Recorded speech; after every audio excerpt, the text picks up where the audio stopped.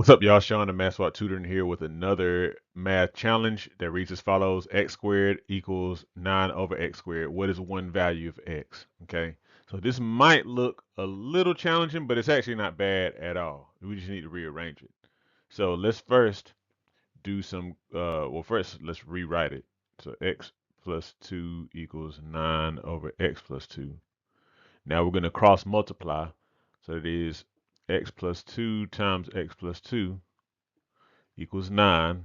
Now let's FOIL this out. That becomes x squared plus 2x plus 2x plus 4 equals 9. Or in other words, x squared plus 4x plus 4 equals 9.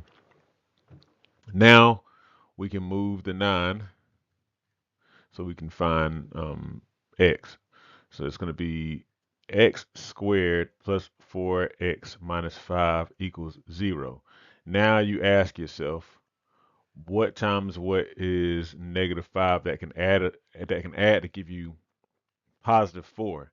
So that would be x plus 5 and x minus 1 equals 0.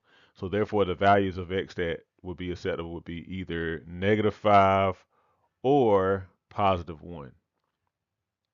Let me know if you got this. Make sure you like, make sure you subscribe, and have a good one. Hey, thank you for watching this video. If you need math tutoring or you need SAT math help, look in the description to find out how you can sign up today.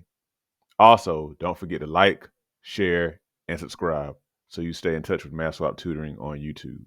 Have a good one.